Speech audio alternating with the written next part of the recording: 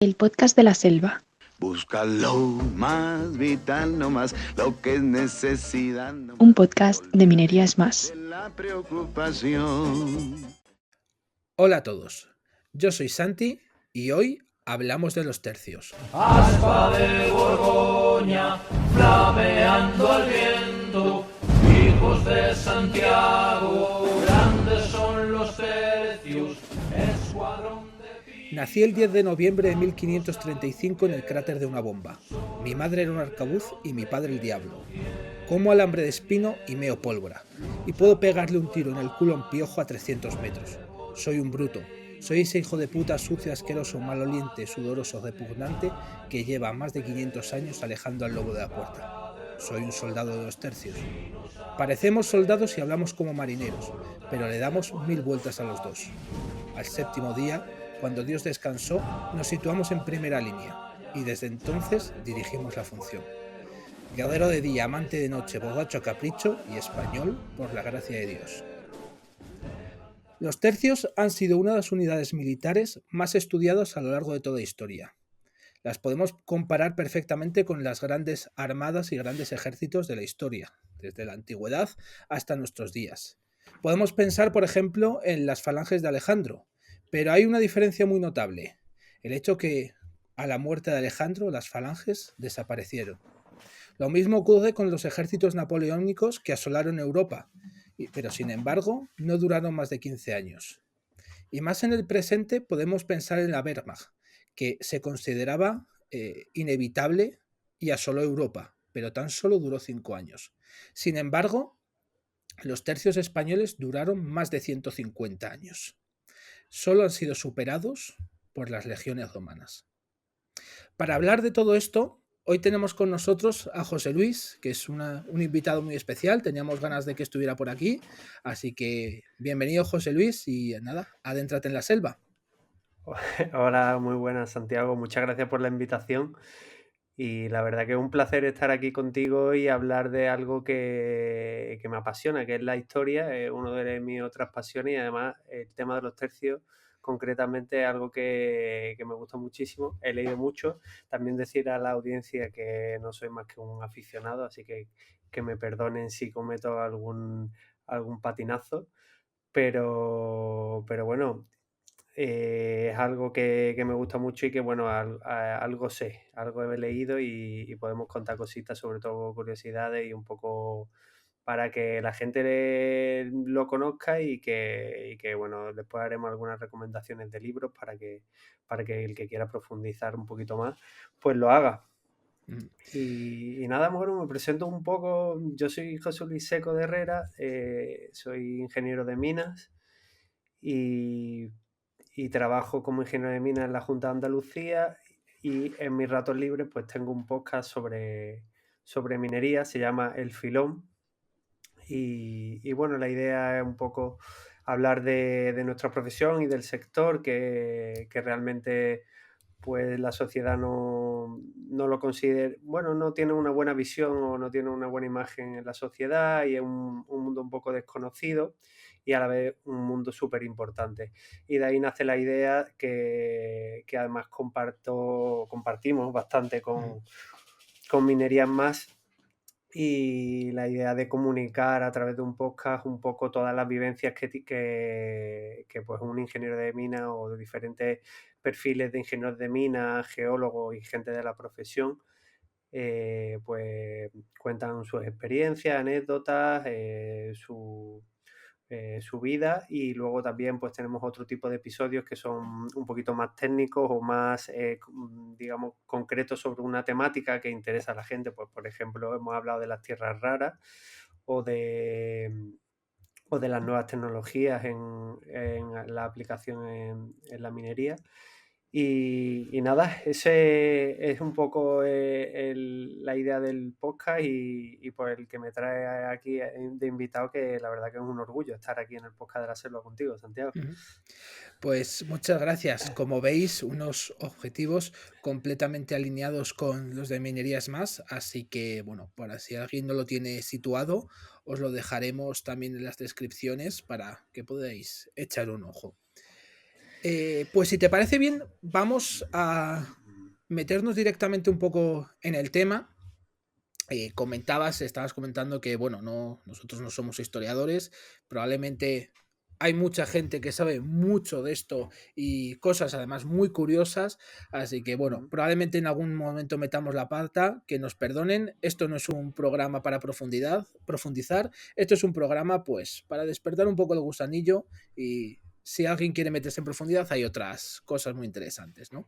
Entonces, bueno, quería empezar un poco preguntarte pues un poco más tu opinión personal sobre los tercios. A mí hay algunas cosas que no estoy muy de acuerdo con lo que se está hablando actualmente, creo que efectivamente es indudable que fueron una unidad militar absolutamente, ¿cómo decirlo? Prestigiosa en su momento, respetable, quiero decir, al final dominaban todos los campos de batalla, ¿no? Pero luego con el paso de los tiempos hay muchas opiniones. Entonces, bueno, me gustaría un poco saber cuál es tu opinión acerca de los tercios, vaya. Bueno, pues mi opinión es que los tercios son el primer ejército profesional a nivel mundial, profesional y además universal, porque los tercios combatieron en todo el globo, ¿no? Terráqueo, combatieron en América, combatieron en África, combatieron en Asia y combatieron, por supuesto, en Europa. Y es una época ya no solamente de como los tercios en sí, sino el siglo de oro español, que es una época apasionante del Imperio Español, que ocurren millones de cosas, que hay una infinidad tremenda de anécdotas y de cosas interesantes que leer. Y para mí los tercios pues marcan sobre todo el desarrollo de ese siglo y medio, del siglo XVI y hasta mediados del siglo XVII, en el que España pues, es la primera potencia mundial, sería pues, algo parecido a los Estados Unidos actualmente, en el que los tercios generan o crean sus primeros, los primeros cuarteles, aunque no como tal, pero sí al final eran cuarteles. Se dice, bueno, uno de los lemas o de las frases típicas es España mi natura, Nápoles mi ventura, Flandes mi sepultura. O sea, los tercios se nacen, son españoles y como bisoños, soldados bisoños, que vienen de, la palabra bisoño viene de necesitado, cuando llegaba el tercio, oye, que necesito esto, que necesito lo otro, porque al final los tercios cuando un soldado, la palabra soldado que viene de sueldo, o sea, por eso muchas veces cuando se amotinaban, bueno, me estoy yendo, pero bueno, cuando se amotinaban era porque no recibían su sueldo, y cuando no recibían su sueldo decían, yo soy un soldado, si no recibo mi sueldo dejo de serlo. Y en parte esa era lo que justificaba el motín, que eran motines completamente sistematizados y burocratizados, ¿sabes? No un motín como el que se puede imaginar ahí de revuelta, sino que era como una huelga actual prácticamente, ¿no? Y entonces, pues, el soldado que llegaba bisoño, que bisoño era de necesitado, llegaba de España, que normalmente pues salían de Málaga hacia Nápoles y, bueno, hacia Italia en general, Nápoles, Sicilia principalmente. Y allí, pues, en los cuarteles hacían pues, un poco como la mili actual, ¿no? Se generaban ese entrenamiento que ya normalmente, o sea, de hecho después lo hablaremos con la batalla de Pavía, porque es el rey francés está en España, en Madrid, y ve a los niños como con 3 años ya están peleando con espadas, y dice, estos niños que salen guerreros ya directamente. Entonces, bueno, en esos acuartelamientos italianos, pues son un poco los que le hace el desarrollarse, y después pues ya de ahí salen y parten a batallas en todos lados, principalmente a Flandes, a través del Camino Español, que igual comentamos también a lo largo del podcast un poquito, y en Flandes pues fue nos sacaron la sangre allí fue en mi opinión también, bueno, ya yo tengo opiniones al respecto que igual no son muy, muy científicas, pero bueno, realmente creo que ahí se podía haber evitado toda esa... O sea, se podía haber evitado a nivel burocrático o a nivel de gestión, de haber llegado a una serie de acuerdos, pero es que estuvimos prácticamente 100 y pico años peleando allí en Flandes, que es un poco locura, que es lo que nos sangró tanto a nivel las arcas de la nación, como a nivel Sí, más físico. físico, ¿no? Exacto.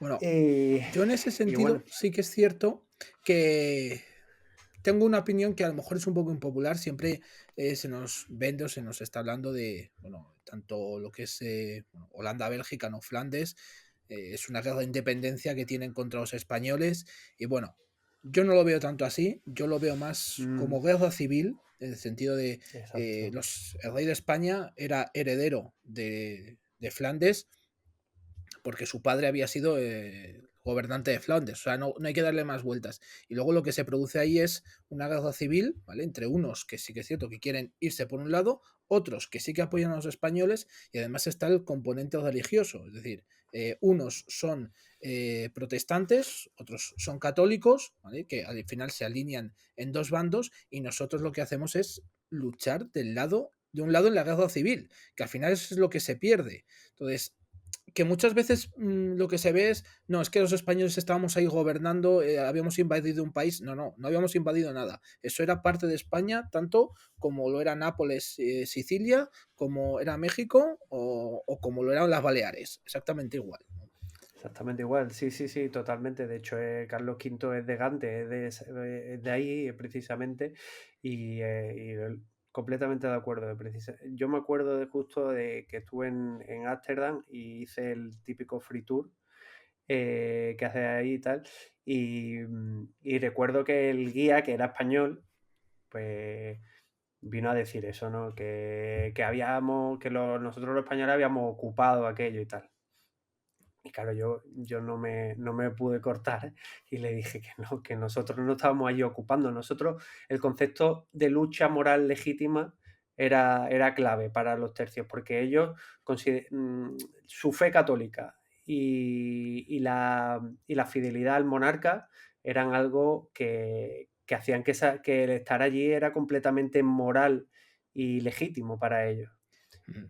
Porque eso compartían la corona, que no era como se entiende ahora los países. O sea, cuando uno tenía el mismo monarca, se compartía digamos, esa corona, esa nación, o como queramos llamarlo, ¿no? Sí, y de hecho, justo hace bastante poco, creo recordar que eran los chicos de Terra Ignota que estaban hablando, decían, además es que, bueno, sí, creo que fue, no sé si en el último programa anterior, y comentaban, y decían algo así como, oye, que no se os olvide que esta gente luchaba por algo muy concreto. Si no se hubiera mantenido esos ideales, hubiera sido muy difícil mantener estas guerras a lo largo del tiempo. Claro. Porque solo plantearse el tema de la población. A finales del siglo XV, España tiene alrededor de 5 millones de habitantes, ¿vale? Mientras que Francia tiene 20. O sea, y nos estábamos pegando todo el día con Francia, a un país que nos cuadruplicaba la población. ¿Vale? Eso quiere decir que potencialmente tiene un ejército 4 veces mayor. Pero es que aparte de Francia nos pegábamos con los italianos, nos pegábamos con los turcos otomanos, nos pegábamos con parte de Alemania, con Flandes. etcétera, etcétera. Con los Entonces, ingleses. claro, entonces, quiero decir, si no hubiera sido porque había unas creencias muy concretas, esto hubiera sido insostenible. Ujú. Así que me parece bastante adecuado la puntualización que haces. Sí. Y bueno, si te parece, comento un poco algunos puntos que traía, ¿no? Perfectamente, por favor, adelante. Bueno, yo quería, entre otras muchas cosas, ¿no? Es que de los tercios podríamos estar hablando horas, ¿no? Pero una de las cosas que yo destaco son la cantidad de héroes o personalidades de otro nivel que hubo durante ese periodo, ¿no? Uno de ellos, que para mí es uno de los que más me gusta la figura, es de Don Juan de Austria, ¿no? Don Juan de Austria era un hermanastro de Felipe II, era hijo ilegítimo de Carlos V. Se creció fuera de la corte y tal, pero él, lo querían, digamos, llevar hacia una vida eclesiástica, que rápidamente se dio cuenta que no era lo suyo. De hecho, se dice que un poco lo de la fama de Don Juan viene, o sea, el mítico Don Juan viene de él. Y bueno, él destaca muy rápidamente y bueno, es personaje fundamental en la batalla de Lepanto, que luego hablaremos, y luego destaca por la capacidad diplomática y su vena negociadora cuando está en Flandes como gobernador de Flandes, que él toma una serie de medidas que a mi modo de ver fueron bastante acertadas, como pues una retirada parcial de tropas, abolir ciertas leyes que se tenían ahí con los holandeses o con los Países Bajos, y también aprueba una serie de libertades hacia las regiones flamencas. O sea, hace una serie de modificaciones que hacen que eso se apacigüe, la situación se apacigüe brevemente, por un periodo corto de tiempo, por mala suerte que él murió de tifus muy joven. Y bueno, eso también es otra opinión. Creo que si Don Juan de Austria hubiera vivido bastante más tiempo, aquello se hubiera cogido otro color. Otro personaje pues súper importante es Alejandro Farnesio, que justo sustituye a Don Juan de Austria y que bueno, dicen que en una batalla estaba ahí con el mando de sus generales y tal, y un cañonazo le arrancó la cabeza al que tenía al lado, ¿no? Y dice que no se levantó de la silla, no se movió y dijo, no, que no me vean, que me muevo del sitio, decía. O sea, era una sangre fría, una capacidad de mantener la calma y una capacidad estratégica brutal. De hecho, bueno, otra cosa, la legión actual, los tercios de la legión actual, se llaman Juan de Austria, Alejandro Farnesio, gran capitán, del que luego contaré algo también. Y se me olvida uno, que es gran capitán, Alejandro Farnesio, Juan de Austria. ¿Quién es el otro? Bueno, se me ha olvidado ahora, pero lo diré. Y bueno, otro personaje súper importante. El Duque de Alba, por supuesto, era el otro que me faltaba, claro. Sí, estaba buscando justo, sí. Bueno, otro personaje súper interesante es don Álvaro de Bazán. Don Álvaro de Bazán, también tengo una anécdota con él, que es que tiene una pequeña estatua en la plaza del Ayuntamiento de Madrid, y tiene la estatua mirando como hacia una esquina, ahí como casi abandonado, cuando ha sido un personaje histórico. se le llamaba el Invencible. Él conquista, bueno, también partícipe de la batalla de Lepanto, conquista Túnez, participa en la batalla de Lisboa y los Azores, y es un poco el propulsor de la infantería de marina. De hecho, él cambia los galeones que estaban diseñados para el comercio, lo cambia para la guerra, o sea, hace una serie de modificaciones y lo usa. De hecho, a partir de ahí ya todo el resto de naciones empiezan a usarlo. Y después también desarrolla una serie de embarcaciones para las operaciones anfibias. O sea, digamos que es a nivel de marino uno de los más importantes de la historia de España, seguramente con Blas de Lezo, ¿no? Que es más adelante. Y bueno, y ya otro personaje no tan conocido es Cristóbal Lechuga, que quería comentarlo un poco por relacionarlo con mi profesión o con mi profesión. Cristóbal Lechuga es un español que se alista en el tercio de Sancho de Ávila y va subiendo jerárquicamente dentro de los tercios hasta que ya con una edad de 28 años más o menos se une al tercio de Bobadilla, cruza el camino español y bueno, ahí ya lo nombran sargento mayor, ¿no? Que es por debajo del maestre de campo, está el sargento mayor.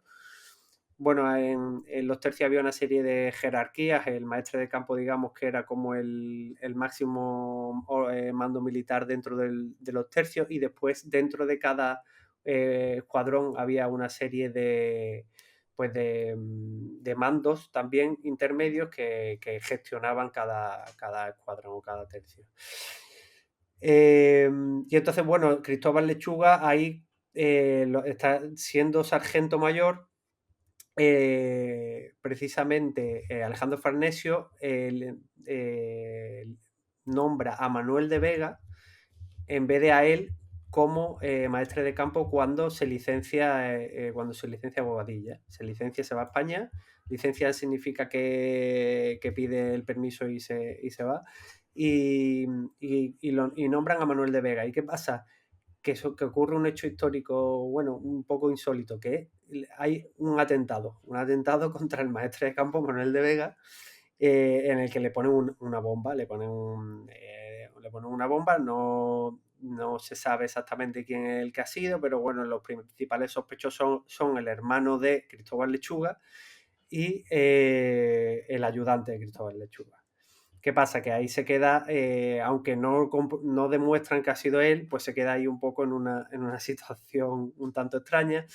Pero bueno, él posteriormente ya, después de una serie de cambios y tal, se instala en Milán y escribe El Discurso, que El Discurso es un libro sobre la artillería, y abre la Academia de Artillería de Milán. Y es conocido como el padre de la artillería del ejército español. ¿Por qué cuento esto? Bueno, pues porque la artillería tiene como patrona a la misma patrona que tenemos los ingenieros de minas, que es Santa Bárbara. Y de ahí quería enlazar a Cristóbal Lechuga con la ingeniería de minas a través de nuestra patrona de Santa Bárbara. Y luego, pues otro personaje que me parece súper curioso es Alonso de Contreras. Alonso de Contreras sería un podcast solamente para Alonso de Contreras. La vida que tuvo es increíble. O sea, hay un... Bueno, si te lo lees, es que no para de hacer cosas. O sea, es increíble la vida. Entonces, ¿qué pasa? Que, bueno, así dos pinceladas. Vivió 8 meses con López de Vega y es al que le dedicó El Rey sin Reino. López de Vega, ¿no? Era su comedia El Rey sin Reino. Y luego, un hecho para que nos hagamos la idea del personaje, precisamente Cristóbal Lechuga, ya en sus últimos años, antes de morir, está en La Mamorra, que es en Marrakech, cerca de Marruecos, ¿no? En la zona de Marruecos. Y está allí Cristóbal Lechuga y se levantan, la gente de los pueblos de alrededor se levanta contra la plaza y los holandeses con barcos sitian a través del mar, sitian la plaza. ¿Qué hace Alonso de Contreras? Alonso de Contreras está en Madrid, va a Cádiz, de Cádiz, organiza los barcos, monta el ejército en los barcos, los lleva hasta Marruecos, consigue atravesar el cerco holandés, llega a la plaza de la Mamorra, habla con Cristóbal Lechuga, gestiona con los que se han levantado y consigue apaciguarlo, se vuelve a Cádiz, vuelve a cruzar con los holandeses, se llega a Cádiz, vuelve a Madrid y le cuenta al rey que ya ha solucionado el problema. Todo eso en 9 días, en 9 días. Entonces hablamos de un personaje que es increíble, bueno, y después tiene 1000 historias, 1000 anécdotas. Y nada, luego, por último, ya quería hablar, infinidad de personajes de este estilo que pues que tienen unas vidas, por ejemplo, el maestre de campo Julián Romero, que también, pues, desde soldado raso llega a maestre de campo. Una cosa muy peculiar, a mí me gusta muchísimo de los tercios, que luego como veremos en Rocroi, progresivamente se va perdiendo, es la meritocracia y la antigüedad. En el tercio se va ascendiendo a través de los méritos. Por eso un soldado era su ascensor social en la época en la cual era complicado. Por ejemplo, en otros países como Francia eso era impensable, ¿no? El español de cualquier clase social se alistaba al tercio y si conseguía, iba consiguiendo méritos y iba ascendiendo, el soldado estaba muy bien remunerado, eran unas personas que tenían una buena paga y que tenían dentro de la sociedad de ese momento, ¿no? Y conseguían, pues, realmente pues hacer unas hazañas y llegar a un nivel en la sociedad muy alto, ¿no? Y de ahí el concepto de honor que tienen los tercios. El concepto de honor que tienen los tercios es algo increíble, ¿no? Algo que se ha perdido completamente. Pero el honor, se prefiere la muerte a perder la honra, se dice siempre en los tercios, ¿no? Muchos prefieren morir a verse deshonrados. De hecho, pues la mítica frase de hablaremos de capitulación después de muertos. Eso ahí, el rendirse era algo que no se pensaba, ¿no? Y claro, así es la mentalidad que tenían, que llegaron a dominar los campos de batalla, porque las otras naciones tenían un concepto, o sea, casi todas las naciones en esa época, sus soldados eran mercenarios. Y el español precisamente aborrecía, o sea, no era mercenario, o sea, él luchaba por su rey, por España y luchaba por su fe católica. Y el sueldo, el dinero, eso era algo secundario. Obviamente necesitaba para vivir, pero nunca se movió por esos incentivos económicos, sino se movía por esa ansiedad de honra y de hacer logros, ¿no? De pasar a la historia. Y por eso consiguieron, y por eso salen tantos personajes de este estilo, y por eso pues consiguieron todo lo que consiguieron, ¿no? Y otro personaje así es Cristóbal de Mondragón y Mercado. Él juega un papel fundamental en la batalla de Mühlberg, en la que, bueno, en la liga de Mascalda de los protestantes alemanes se rebelan contra contra el Imperio y bueno, se produce la batalla de Mulberg, que es una de las batallas más importantes que tienen los tercios, y aquí Cristóbal de Mondragón tiene un papel fundamental, sobre todo porque hace una encamisada cruzando el río Elba a nado, o el frío que hacía en ese momento, roba unas barcas y consigue terminar el puente para que el ejército pase el río.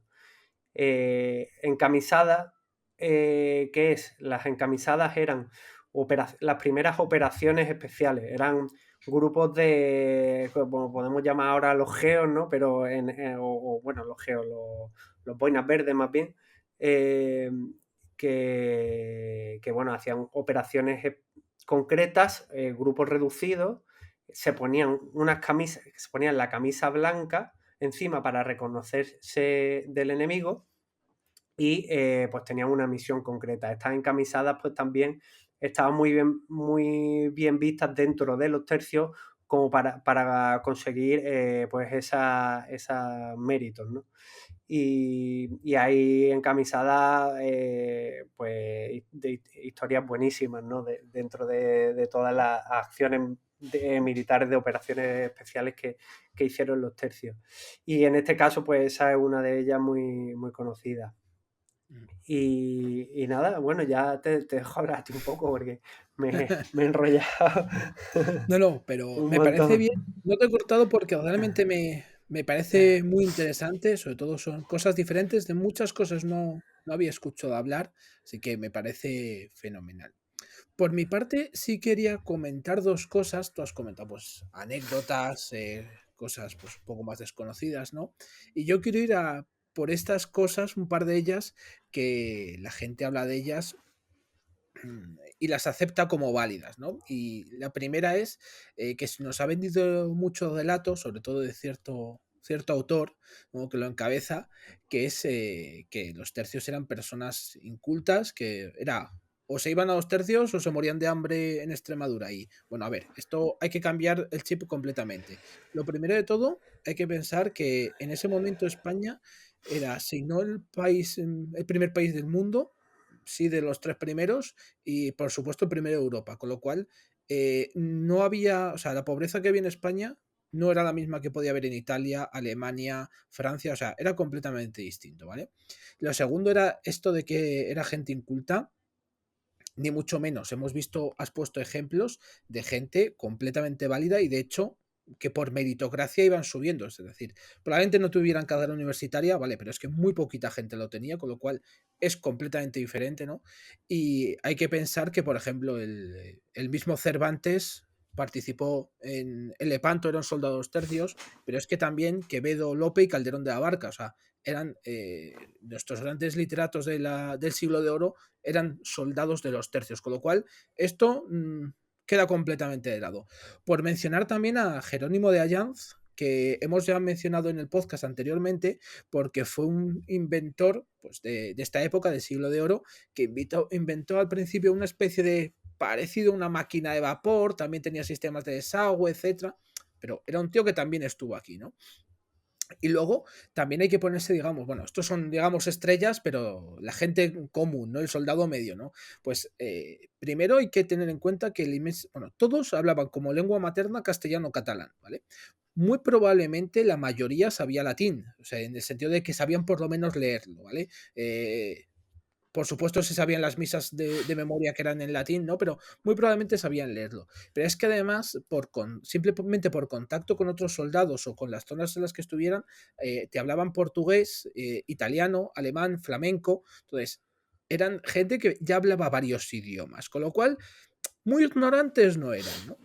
Y luego, por otro lado, está el tema de los libros. O sea, al final hay que pensar que, bueno, pues sí, se jugaba las cartas, tal, pero unos pasatiempos y distracciones era leer. Por supuesto sabían leer y escribir, pero es que además leían libros difíciles de encontrar tanto en España como en Europa. Es decir, en España se leía lo que había en España, pero es que estos se iban a Italia, Alemania y tal, y leían otras cosas. Y además hay que tener en cuenta que es el momento de, sobre todo, las grandes inquisiciones europeas, con lo cual ellos eran capaces de encontrar libros prohibidos que a lo mejor en España, pero también prohibidos en Alemania, en Flandes, en Italia, con lo cual eso de que eran gente inculta es, bueno, creo que es un mito que nos han vendido o sea, es completamente erróneo, ¿no? Y luego el segundo mito que nos cuentan, que sobre todo esto es de muy leyenda negra, es el hecho de que se piensan que un español era un tío de 2 metros que asustaba al miedo, asesinos, saqueadores, violadores, tal. Bueno, esto no puede estar más lejos de la realidad, ¿vale? Hay que partir de una base. El tema de los saqueos y de los asesinatos era algo habitual, más que nada porque se estaba en guerra, ¿vale? Pero de todos ellos, los españoles eran los más civilizados, pero con mucho. Diciendo, por una cuestión ya más que nada práctica, y era el tema de que España normalmente incorporaba a los territorios a los que llegaba, los incorporaba a la corona. Es decir, por ejemplo, estoy pensando en Milán Nesado, ellos llegaban a Milán, entraban en Milán, pero no les merecía la pena arrasar Milán durante 2 semanas, porque es que luego lo tenían que volver a construir. Era algo que iban a quedarse ellos, no eran como franceses, ingleses, alemanes que entraban, saqueaban una ciudad y se iban, o por ejemplo como hacían todos los piratas del norte de África que llegaban a España, saqueaban una ciudad y se iban porque lo que querían era eso, riquezas de ese momento. Esto era diferente, ellos luchaban por una zona que o bien querían incorporar, o bien querían defender, o lo que fuera, ¿no?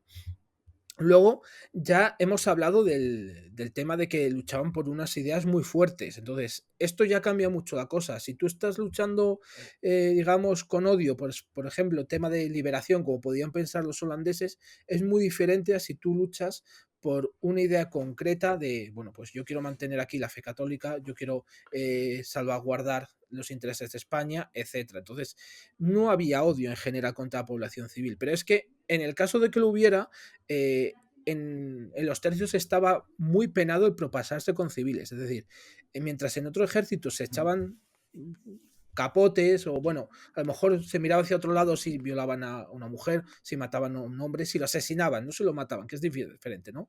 En los tercios, por eso era pena de muerte, o sea, te ahorcaban por eso, no estaba permitido. No se podían permitir llegar a un sitio y asesinar a todo un pueblo, ¿por qué no? O sea, para empezar que no se hacía, pero es que en el caso de que hiciera, esto tenía consecuencias, ¿no? Y luego hablabas también antes de que eran soldados que se les pagaba tarde, se les pagaba mal, muchas veces se dice que se amotinaban, pero bueno, lo que decías, que era más parecido a una huelga, ¿no? Bueno, pero es que eso pasaba muy frecuentemente, pero también pasaba muy frecuentemente que ellos estaban parados en Nápoles y decían que no se movían de ahí porque llevaban sin pagar 3 meses y se enteraban que a lo mejor había otro tercio en el norte de Europa, en Flandes, en Milán, donde fuera, que estaban sitiados, que sabía que las cosas no estaban bien y se cruzaban media Europa andando sin un duro. Iban allí, liberaban la ciudad y se volvían. Con lo cual, esto nos hace una idea, nos hace ver cómo sí que eran muy disciplinados, ¿no? Entonces, ¿de dónde viene esta idea de que eran más bien saqueadores y toda esta connotación negativa? Pues bueno, creo que viene a mi juicio, de dos cosas puntuales. Primero es el saqueo de Roma, el saco de Roma, 1527. En este caso hay que entender un poco el contexto. Estamos en el momento del reinado de Carlos I. Y aquí lo que pasa es que, bueno, en este momento nosotros estamos defendiendo, pues, digamos, el catolicismo por toda Europa, y en ese momento el papado está pactando con Francia, ¿vale? Un poco en contra de España. Entonces, son los mandos intermedios de los tercios que nos dicen, oye, mira, que yo te estoy sacando aquí las castañas del fuego y ahora me vas a traicionar. Entonces, entran en Roma y durante un mes lo saquean. Para hacernos un poco una idea de esto, de cómo fue, el Papa se escondió durante un mes entero en el castillo de San Angelo, que está justo a la orilla del Tíber, muy cerquita del Vaticano. De hecho, creo que en su momento había unos pasadizos que lo unían, y se encerró ahí con la Guardia Suiza y los españoles estaban por al lado. Bueno, mal dicho, las tropas de los tercios estaban alrededor, pues saqueando aquello, ¿no? ¿Y por qué digo mal dicho? Porque la inmensa mayoría de los que participaron en los saqueos no eran españoles, eran alemanes. Allí llegaron tropas mezcladas, como era la inmensa mayoría de veces, pero los que protagonizan el saqueo fueron alemanes, no españoles. Y de hecho, es muy curioso que años después, cuando Carlos I recuerda esto, lo escribe en una especie de memorias o cartas, no recuerdo bien, él lo que dice es que efectivamente no fueron españoles, y cómo él se siente muy culpable de lo que pasó, a pesar de que él no dio orden ninguna de saquear aquello. Decía, bueno, yo entiendo lo que pasó, pero esto no es justificable porque, entre otras cosas, estamos atacando al Santo Padre, que es que también es muy complejo, ¿no? Y el segundo punto de discusión es el tema del saqueo de Amberes. Esto es 50 años después, en 1576.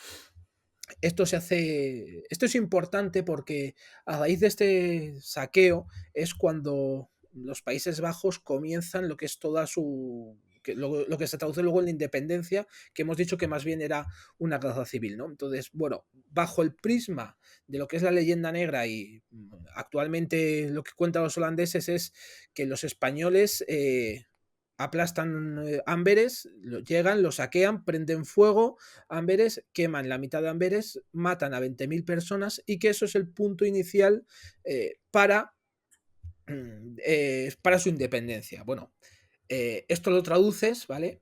Y empiezas a ver matices. Lo primero es que en ningún momento le prenden fuego. O sea, a los españoles les atacan en su cuartel y cuando empieza la batalla se forma un incendio que, como se están pegando, no son capaces de sofocar y quema, no te digo ni la mitad de Amberes, nada, quema unos barrios de Amberes y ahí se acaba, ¿vale? Esto por un lado. Luego hablan del número de muertos. A poco que se busque, ya se ve que no son 20.000. Las peores cifras hablan de unos 7.000 muertos, que, oye, no dejan de ser 7.000 personas, pero ya es muy diferente, ¿vale? Pero se cree que fueron muchos menos. Pero bueno, el dato que me parece a mí más relevante es que cuando acaba hay un saqueo, que no es saqueo como tal, sino que, bueno, lo que hacen es empezar a depurar culpables y dura 4 días, ¿vale? Dices, bueno, 4 días, revisando a ver aquí qué ha pasado, nos puede parecer mucho, pero es que 4 años después los ingleses saquean Malinas, ¿vale? Y lo hacen durante un mes entero. O sea, esto ya hay que ponerlo un poco en contexto, porque yo entiendo que durante las primeras horas te cargas aquí a la gente que vas pillando, incluso rencillas internas. Durante Toda los siguientes comparativa 3 que se días, haga con los ingleses, perdón el inciso, toda comparativa que se haga con los ingleses en cualquier aspecto, las comparaciones son odiosas. tal Es cual. siempre increíble Sí, la justo. diferencia. Y claro, o sea, aquí lo que hay que ver es, pues, lo que decía, dice, que según va pasando el tiempo, la gente ya empieza a ser mucho más cruel. O sea, se pasa de asesinar a la gente a lo mejor con la que has tenido una rencilla o simplemente con el que te has enfrentado en la calle esta que te ha hecho no sé qué, dice, ahora se han cambiado las tornas, ven aquí, pasas a robar todo, a beberte todo, a violar a cualquier mujer que pilles, mujer, niña, hacer barbaridades, porque en un mes da tiempo para pensar muchas barbaridades. Del saqueo de Malvinas por parte de los ingleses nadie habla. Y fue una barbaridad. Sin embargo, todos recuerdan el saqueo de Amberes, que no fue para tanto para lo que había en aquella época. Obviamente ahora lo vemos y es una barbaridad, pero bueno, que tampoco la gente se piense que es muy diferente a lo que pudo pasar cuando ha caído ahora Siria o cuando cayó Afganistán. No creáis que hay mucha diferencia y han pasado 500 años. O sea, probablemente el saqueo de Amberes fue bastante más ligero que lo que está pasando, por ejemplo, ahora mismo en Siria, ¿no?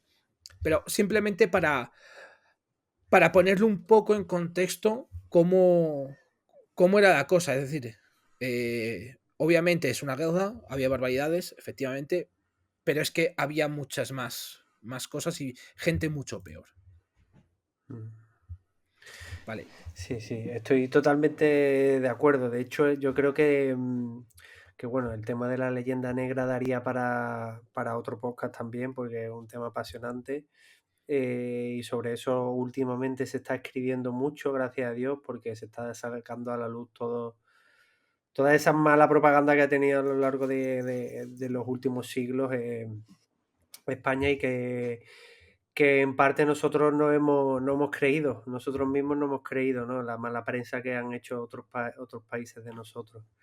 Y bueno, yo quería, para terminar, simplemente comentar una anécdota sobre una curiosidad de la batalla de Empel. Como no la vamos a comentar ahora en la segunda parte, digamos, la batalla de Empel para mí es como una de las más místicas que tienen los tercios. Bueno, un tercio se queda, la historia rápidamente por no alargarnos mucho, un tercio se queda en una zona pantanosa, bueno, en los Países Bajos, como están por debajo del nivel del mar, pues se quedan ahí en una zona aislados, porque los holandeses cierran los diques y se quedan como en una zona, en una pequeña isleta, de las cuales los barcos holandeses están cañoneando y ellos a duras penas pues hacen trincheras y consiguen aguantar ahí. Ya se daban por muertos en la pequeña isla esa, estaban ya ahí prácticamente se daban por muertos, y un español, cuando está pues está excavando una trinchera, encuentra una tablilla de la Inmaculada Concepción. La Inmaculada Concepción, en esa época se está debatiendo el dogma de la Inmaculada Concepción, que es, bueno, que la Virgen María pues nació sin pecado original, ¿no? Había ese debate en la época, y los españoles en concreto éramos muy partidarios del dogma de la Inmaculada Concepción. Lo defendíamos mucho, sobre todo la Iglesia española defendía mucho el dogma. Y claro, eso los españoles, cuando encontraron la tablilla de la Inmaculada Concepción en esa isla, en mitad enterrada, pues claro, eso lo vieron como una señal. ¿Qué pasó? Que en la mañana siguiente, no se explica cómo, se helaron el agua de alrededor de la isla, cosa que, pues bueno, yo ya eso no sé si será verdad o no, pero bueno, el caso es que se parece como un hecho imposible que se helaran en una sola noche y que fueran capaces de cruzar a través del hielo en una sola noche. Pues parece que es una cosa pues milagrosa, por eso se llama el milagro de Empé. Y los españoles consiguieron salir a través de ellos del agua, cruzaron el agua, pues consiguieron atacar a las tropas holandesas por sorpresa, porque no se lo esperaban, y salieron vivos. Ese milagro pues se lo adjudicó, como no podía ser de otra forma, a la Inmaculada Concepción, que actualmente pues es la patrona de España, nuestra patrona, la Inmaculada Concepción. Entonces, bueno, esa historia de que muchas veces seguramente no sabemos por qué viene la patrona, nuestra patrona, que por otro lado tenemos también a Santiago como tu nombre, y entonces, bueno, pues lo quería comentar para terminar ya. No sé si quieres comentar tú alguna otra cosa. Yo creo que con la Inmaculada nos pasamos a la Vale. siguiente parte.